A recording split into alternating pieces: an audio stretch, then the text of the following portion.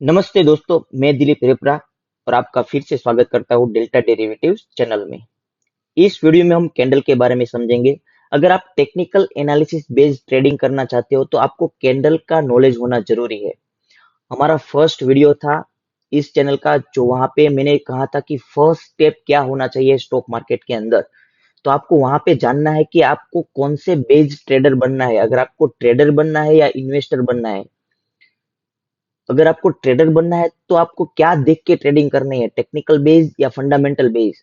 अगर आपको technical analysis करना है तो आपको कैंडल का नॉलेज अच्छे से होना जरूरी है। तो इस वीडियो में हम कैंडल को अच्छे से समझेंगे, बेसिक से डीप में समझेंगे। तो आप इस वीडियो को पूरा देखिए।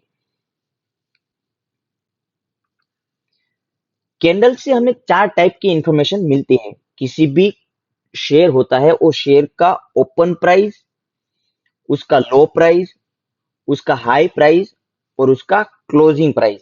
तो ये चार टाइप की प्राइस का इंफॉर्मेशन हमको कैंडल से मिलता है। और जो कैंडल का जो ए पार्ट होता है उसको हम बॉडी कहते हैं। तो बॉडी से हमें ये इंफॉर्मेशन मिलती है कि यहाँ पे बायर और सेलर कितनी मात्रा में इस पूरे सेशन में एक्टिव है, वो हम बॉडी से पता चलता है। और जो ए पार्ट होता है, इस पार्ट को हम शेडो कहते हैं। तो शेडो से हमें ये पता चलता है कि ओपोजिशन पार्टी कितनी एक्टिव है, यानी कि यहाँ पे प्राइस रिजेक्शन किस टाइप का होता है, वो हमें शेडो से पता चलता है। यानी कि इस कैंडल से हमें चार टाइप का प्राइस इंफॉर्मेशन मिलता है: ओपन, लो, क्लोज और हाई प्राइस। और शेडो और बॉडी से हमें ये पता चलता है कि यहाँ पे सेलर और बायर कितने एक्टिव है और प्राइस रिजेक्शन कैसे होता है। तो इस कैंडल को हम एग्जांपल के साथ एक समझते हैं। सपोज कि कोई एक्स वाई जेड शेयर है और उसका अगर ये कैंडल एक दिन के लिए है, तो जो ये ट्रेडिंग सेशन ओपन होता है, यहाँ पे उसका ओपन प्राइस सपोज के 80 रुपीज है और 80 रुपीज में कोई शेयर ओपन हुआ है एक दिन के लिए। और यहाँ पे ओपन होने के बाद अगर उसने कोई एक लो लगाया, सपोज के उसने पर्टिकुलर लेवल पे लो लगाया, जो उसका लो है 70 रुपीज है, ठीक है। बाद में यहाँ पे बायर फिर से एक्टिव हुए और उस स्टॉक को बाय करते करते एक लेवल पे ले गए और उसने एक पर्टिकुलर लेवल पे हाई लगाया। सपोज कि उसने हाई लगाया 110 पे, उसने हाई लगाया। फिर से इस लेवल पे बायर थोड़े सॉरी सेलर थोड़े एक्टिव हुए और उसको सेल करते करते फाइनली उसने क्लोजिंग दिया। सपोज कि उसने 100 पे क्लोजिंग दिया। तो यहाँ पे देखो, ओपन 80 पे हुआ था और उसने क्लोजिंग दिया 100 पे, यानी कि उसका क्लोजिंग प्राइस है वो ओपन प्राइस से ज्यादा है। तो यहाँ पे किसी भी स्टॉक का क्लोजिंग प्राइस ओपन प्राइस से ज्यादा होता है तो उस टाइप की कैंडल को हम बोलते हैं बुलिश कैंडल। इस कैंडल का हम अच्छे से इंटरप्रिटेशन करें तो समझो, यहाँ पे ओपन तो 80 रुपीज पे हुआ था, लेकिन ये पूरे दिन, अगर ये कैंडल एक दिन की है तो ये पूरे दिन बायर इतने एक्टिव हुए कि उस पूरे सेशन में उसको प्राइस को ऊपर ही तक रखा और ऊपर ही उसने क्लोजिंग दिया। तो हम ये समझ सकते हैं कि यहाँ पे बायर एक्टिव है, इस कैंडल पे बायर एक्टिव है, यानी कि ये कैंडल बुलिश है। ये जो कैंडल होती है वो कैंडल किसी भी टाइम फ्रेम की हो सकती है।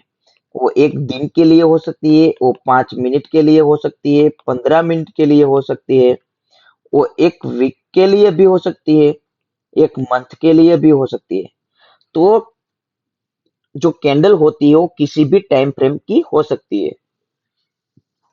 तो कोई भी टाइम फ्रेम के लिए, वो पर्टिकुलर टाइम फ्रेम के लिए कैंडल क्या कहती है, कैंडल से हमें क्या पता चलता है, वो पर्टिकुलर टाइम फ्रेम से, वो पर्टिकुलर टाइम फ्रेम के लिए होता है। सपोज के कोई एक कैंडल 5 मिनट की है, तो वो 5 मिनट के लिए उसने ओपन कहाँ किया, उसने लो कहाँ पे लगाया, हाई कहाँ पे लगाया और फाइनली क्लोजिंग कहाँ पे दिया, वो 5 मिनट के लिए हमें पता चलता है। और वो 5 मिनट के लिए हमें पता चलता है कि वो 5 मिनट के अंदर बायर और सेलर कितने एक्टिव है, वो कैंडल बुलिश है या बेरिश है, वो हमें 5 मिनट के वो पर्टिकुलर टाइम के लिए हमें पता चलता है। तो वो टाइम फ्रेम किसी भी हो सकता है, एक दिन का हो सकता है, 1 मिनट का, 5 मिनट का, 15 मिनट का, एक वीक का और एक मंथ का भी हो सकता है। तो पर्टिकुलर टाइम के लिए हमें पता चलता है कि कैंडल क्या कहना चाहती है, कैंडल से हमें क्या इंफॉर्मेशन मिलती है। हम एक दूसरा एग्जांपल ले। सपोज के कोई एक stock X Y Z stock है और वो स्टॉक ओपन होता है 100 पे, वो ओपन होता है, सपोज कि वो 100 पे ओपन होता है, बाद में वो ओपन होने के बाद उसने एक हाई लगाया, सपोज कि उसने यहाँ पे 110 का हाई लगाया, बाद में वो फिर से नीचे आया और पर्टिकुलर लेवल पे लो लगाया, जो लो लगाया वो 70 पे लो लगाया, और फाइनली उसने क्लोजिंग, सपोज कि उसने क्लोजिंग 80 पे दिया। तो यहाँ पे आप देखो, ओपन जो प्राइस है, ओपन तो 100 पे हुआ था, लेकिन यहाँ पे क्लोजिंग फाइनली उसने कम प्राइस में दिया है। तो यहाँ पे क्लोजिंग प्राइस है वो ओपन प्राइस से कम है, तो इस टाइप की कैंडल को हम बियरिश कैंडल कहेंगे। और यहाँ पे हम समझे तो इस कैंडल का इंटरप्रिटेशन कैसा करें, तो इस कैंडल को हम समझे तो यहाँ पे सेलर एक्टिव थे, यहाँ पे सेलर एक्टिव थे, क्योंकि उसने जो ओपन प्राइस है वो ओपन प्राइस से यहाँ पे सेलिंग करते करते सेलर उसको नीचे ही रखा पूरा दिन, और उसने क्लोजिंग भी ओपन प्राइस से कम प्राइस में उसने क्लोजिंग दिया। तो यहाँ पे समझे तो इस कैंडल पे सेलर एक्टिव थे, ठीक है। तो ये कैंडल इस टाइप की कुछ दिखेगी।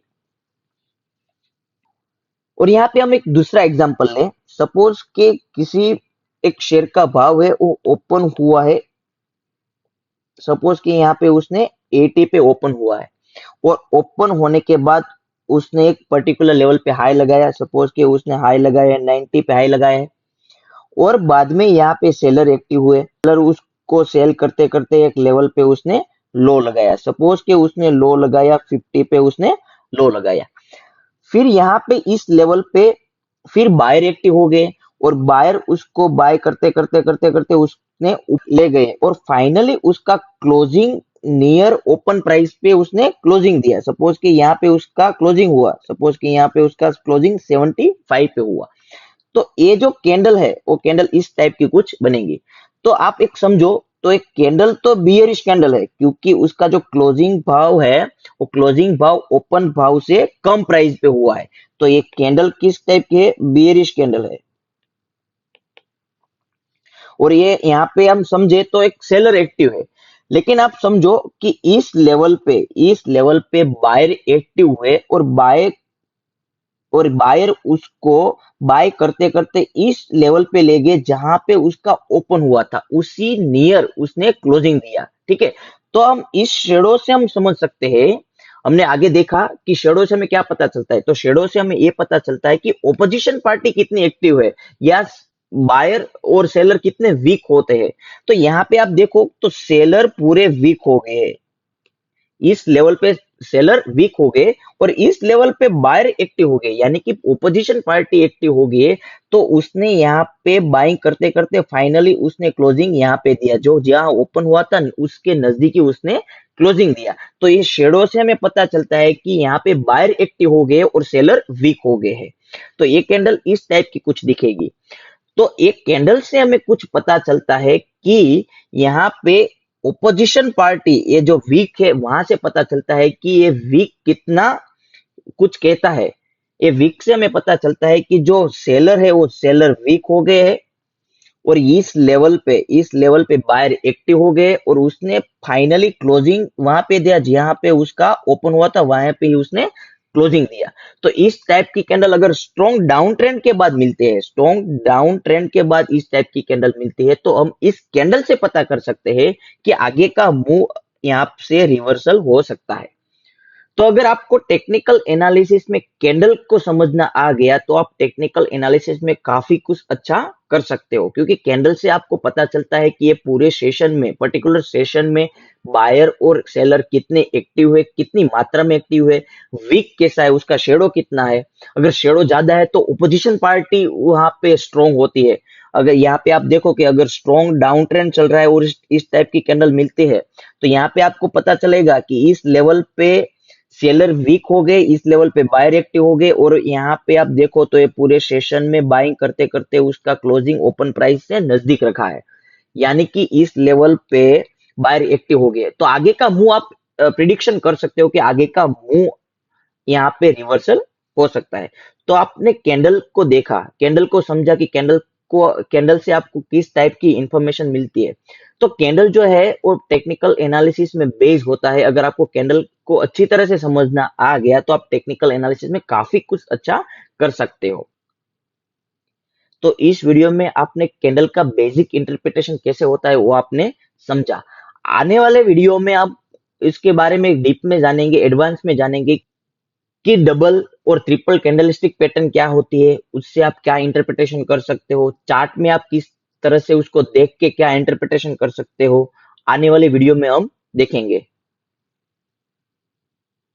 अगर आपको रेगुलर स्टॉक अपडेट के बारे में जानना है तो आप हमारी मोबाइल एप्लीकेशन बड़ा प्रॉफिट मोबाइल एप्लीकेशन डाउनलोड कर सकते हो। उसके लिए आप प्ले स्टोर में या ऐप स्टोर में जाके बड़ा प्रॉफिट सर्च करना रहेगा और आपको इस टाइप के आइकॉन वाली एप्लीकेशन मिलेगी। वो एप्लीकेशन डाउनलोड कर सकते हो। वो एप्लीकेशन के अंदर आपको रेगुलर स्टॉक आइडियाज मिलेंगे, वहां पे आपको टेक्निकल बेस्ड आइडिया मिलेंगे, टिप्स मिलेगी और यहाँ पे आप चार्ट को अच्छी तरह से रीड कर सकते हो, चार्ट को आप अच्छी तरह से स्टडी कर सकते हो। वहां पे रेगुलर चार्ट अपडेट होते रहेंगे कि आगे का मूव क्या हो सकता है, क्या कहाँ पे support and resistance, particular stock पे कहाँ पे सपोर्ट और रेजिस्टेंस बन रहा है, वहां पे आपको चार्ट का नॉलेज मिलेगा। अगर आपको ये वीडियो अच्छा लगा है तो आप इस वीडियो को लाइक कर सकते हो। ये चैनल में नए हो तो आप इस चैनल को सब्सक्राइब कर सकते हो। अगर आपने ये वीडियो को अच्छे से देखा है और समझा है तो आप ये वीडियो दूसरों के साथ शेयर कर सकते हो जो टेक्निकल एनालिसिस में कुछ अच्छा करना चाहते हैं। हम मिलेंगे ऐसे ही कोई इंफॉर्मेटिव वीडियो में। तब तक के लिए keep learning, keep investing. Bye bye.